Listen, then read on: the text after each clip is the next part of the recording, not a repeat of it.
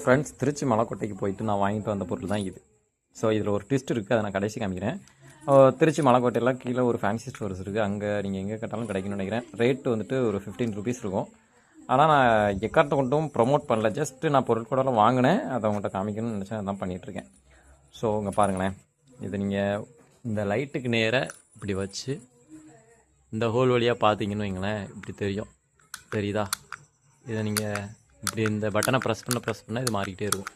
So இந்த நான் வந்துட்டு சொன்னேன் இல்லையா, ஒரு ட்விஸ்ட் இருக்குன்ட்டு, அது லைட் ஆஃப் பண்ணி உங்களுக்கு காட்டுறேன், அப்போ தான் தெரியும். ஓகே, இப்போ ஃப்ரெண்ட்ஸ் லைட் ஆஃப் பண்ணிட்டேன். இப்போ பாருங்கள், இதில் ஒரு பட்டன் இருக்குது. இந்த பட்டனை நான் ஆன் பண்ணிட்டேன்னா சார் பண்ணிட்டேன். இப்போ பாருங்கள், அந்த செவரை பாருங்கள், இப்போ பாருங்கள், செம்மையாக இருக்குல்ல?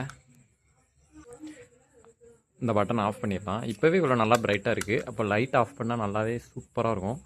இந்த பட்டன் ஆஃப் பண்ணிக்கலாம். எனக்கு இதில் பிடிச்சது என்னென்னா, இந்த பொம்மை நல்லா இருக்குது, இதோட ப்ரொஜெக்ட் வியூ நல்லா இருக்குது. அண்ட் எனக்கு தனியாக என்ன பிடிச்சதுன்னா, இங்கே ஒரு நம்ம கிராமங்கள்லாம் மாடுகளுக்கு கழுத்தில் தொங்க போடுற ஒரு மணி சவுண்டு கேட்குறீங்களா? நல்லா இருக்குல்ல? ஓகே, பாய்.